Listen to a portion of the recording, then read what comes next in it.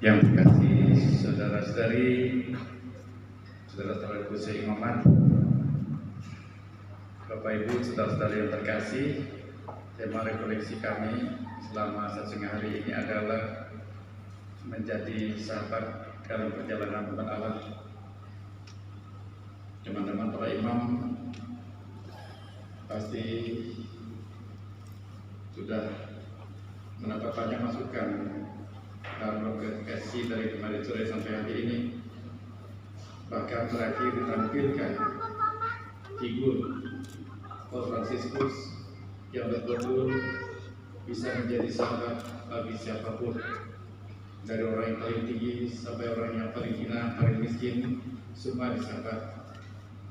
Kalau kita dipanggil untuk menjadi sahabat dalam perjalanan, tentu gaya kepemimpinan kita bukan lagi sebagai guru, apalagi instruktur, tetapi gaya kepemimpinan yang dianjurkan dan diminta dari kita adalah mendampingi, menemani dalam perjalanan. Saya tidak akan membicarakan lagi apa yang sudah dibicarakan. Saya hanya ingin mengajak kita untuk kembali melihat ketika Yesus mengutus para muridnya, ada dua instruksi, dua pengarahan yang tegas diberikan Yesus. Itu kita bisa lihat dalam Markus 6 sampai 12. Pertama, Yesus mengutus mereka berdua-dua, dan berdua-dua ini sinkron dengan pengertian bahwa kita tidak bisa jalan sendiri, harus bersama orang lain. Kalau ada dua kelompok berjalan bersama-sama, yang pasti adalah dalam menghadapi sesuatu kebijakan ada teman untuk ngomong. Tetapi bagi masyarakat Yahudi, masyarakat adat, ketika harus membuktikan sesuatu, tidak cukup pendapat satu orang, minimal 2 atau 3 untuk menentukan kebenaran itu apa. Jadi makna berdua-dua itu sangat dalam, dan saya rasa sesuai dengan apa yang kita refleksikan dari kemarin sampai hari ini. Berjalan bersama orang yang kita layani. Dan selain berjalan berdua-dua, Yesus mengingatkan membawa seperlunya. Boleh membawa pakaian, sandal, dan tongkat. Pakaian pun hanya satu saja baju. Tidak boleh membawa uang, makanan pun tidak boleh. Tidak dikatakan tidak boleh bawa motor, karena waktu itu motor tidak ada. Bawa unta pun waktu itu kebanyakan orang kaya yang punya unta, yang ada mungkin diletahin.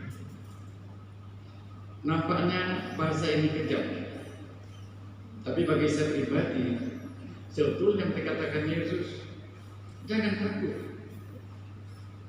Dengan mengatakan saya cukup satu helai baju, cukup dengan sandal, cukup dengan tongkat, dan tidak parang, karena parang bisa membujuk orang. Tongkat paling-paling untuk bela diri, seperti bagaimana. Hanya mau mengatakan jangan takut, yang lain serahkan kepada pilihan lagi, kepada Tuhan. Dan bagi saya pribadi, ini sudah dilaksanakan oleh misionaris pertama yang datang ke bumi Kalimantan ini, membawa apa adanya. Dan kalau dikatakan tidak ada makanan dan minuman, karena Yesus mengatakan tidak pernah misionaris mati kelaparan di kampung Pajar dan baik. Oleh karena itu, instruksi yang kedua adalah kalau kamu pergi suatu kota, suatu tempat, ada orang menerima kamu, tinggallah selama mungkin sampai tugasmu selesai. Nah, ini ada hubungannya tadi dengan yang pertama. Jangan bawa apa-apa, tapi seakan-akan Tuhan mengatakan dimanapun kamu melayani, Tuhan mengutus orang untuk memperhatikan kamu, memperhatikan para rasul. Bahkan dikatakan selama masih enak tinggal di situ, jangan pindah-pindah rumah. Kenapa dikatakan jangan pindah-pindah rumah? Maksudnya adalah kita terima apa adanya. Karena kadang-kadang ada godaan pindah rumah. Pernah kami waktu Unio di Makassar, ada teman pastor yang sudah ditempatkan satu rumah, besoknya punya rumah. Yang punya rumah tersinggung, seakan-akan kami tidak bisa melayani. Jadi kata-kata jangan punya rumah, seakan-akan ya sudah disediakan, jangan pilih-pilih lagi. Harus berani berkorban untuk melayani, dan selama mungkin kamu berkarya di situ, selama tuan rumahnya masih ada, berterima kasihlah karena orang itu ramah, dan di atas segala-galanya Tuhan mengutus orang itu untuk mendukung karya pastoral. Tapi di pihak lain, Yesus yang mengingatkan, Anda kata mau ditolak, kebaskan debu. Kata kebaskan debu sederhana artinya, orang Yahudi itu sombong, merasa bahwa dia itu wilayah yang suci, tidak boleh dicemarkan. Jadi kalau ada orang datang ke tempat lain, dari tempat orang kafir dan sebagainya, debu itu kotor. Untuk bisa bersih, harus dibuangkan debu itu, baru boleh masuk ke kami. Apa artinya? Kalau kamu tidak menerima Tuhan kami tidak bersih, maka harus dibersihkan. Dua hal ini mungkin saya minta para imam kita renungkan, bahwa memang kita menyadari diri kita dipanggil oleh Tuhan, dan Tuhan akan melengkapi segala-galanya. Kenapa Tuhan mengatakan cukup satu helai baju, cukup bawa tongkat, cukup pakai satu, dan jauh kita untuk menghindari, karena godaan yang ada pada diri kita manusia adalah minta lebih dari itu. Sana lampu ini dah rusak, kalau ganti yang baru. Maka ini gak cocok lah untuk aku. Jadi seakan-akan pesan itu bagi saya pribadi untuk mengingatkan, sama ketika dikatakan carilah dulu kerajaan Allah, yang lain akan diberikan. Jadi nggak usah takut apa yang kau makan, apa yang semua diserahkan.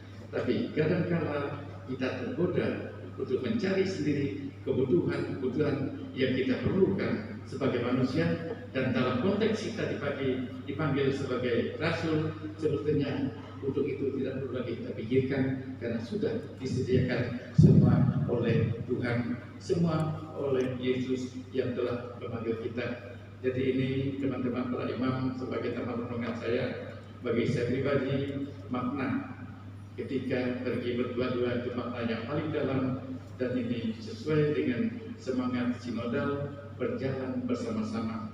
Jangan pernah sombong kita ini bisa berjalan sendiri-sendiri. Berjalan bersama-sama, mengandaikan kita ini rumah, perlu teman supaya menjadi kuat. Berjalan bersama-sama, perlu teman untuk mengatakan ini benar atau tidak, bukan pendapat saya sendiri. Yang kedua, ketika bawa seminim mungkin barang kita butuhkan, pakaian, sandal, dan tongkat untuk menjaga diri, jangan lebih dari itu. Karena kalau lebih dari itu, ada godaan itu yang menjadi fokus, sehingga semangat pelayanan kita juga akan terganggu. Dan yang ketiga, menyikapi pertentangan, konflik yang kita hadapi antara orang yang menerima kita dan yang tidak menerima kita. Yesus mengatakan, kalau orang menerima kamu, tinggal di situ. Dan di mana-mana ada orang baik hati yang pasti menerima. Di pihak lain, di mana-mana pasti ada orang yang tidak menerima. Terhadap yang tidak menerima, nggak usah marah-marah, lepaskan saja debu. Artinya bersihkan, kita bersihkan kaki dia itu sudah menjadi bersih. Kemudian saya juga bisa mengakui Allah yang kita sembah. Ini teman-teman imam yang terkasih yang ingin saya tambahkan. Mari kita saling mendukung. Tidak mudah untuk hidup sederhana sesuai dengan semangat Injil, tetapi sederhana bukan berarti bahwa kebutuhan hidup kita zaman kini tidak boleh kita penuhi. Yang diingatkan adalah jangan sampai fokus pada kebutuhan dunia ini, sehingga kita tidak fokus lagi akan tugas kita untuk mewartakan kabar sukacita bagi orang lain. Tapi umat sekalian, kita semua karena pemanggilan dikuatkan oleh sekalian Krisma juga dipanggil, apalagi sudah dipanggil untuk menjadi rasul bagi orang lain. Tetap semangat berdua-dua, semangat membawa apa adanya. Memang sekarang itu orang seakan-akan harus membawa sesuatu dan sebagainya, dan semangat bagaimana kita menghadapi konflik, Ada yang setuju, ada yang tidak setuju dengan kita, pasti kita akan hadapi. Tapi fokus kita adalah sebenarnya ini demi Tuhan, demi panggilan saya agar banyak orang selamat. Saya sangka waktu itu bisa kita hadapi. Oleh karena itu, mari kita saling dukung, saling meneguhkan, dan taruhlah seluruh harapan hidupmu melulu kepada Tuhan yang memanggil kita. Amin. Selanjutnya mari kita bersama-sama mengikuti upacara pembaharuan janji imamat, dan kepada para imam yang mengundang untuk mempersiapkan diri untuk janji imamat ini.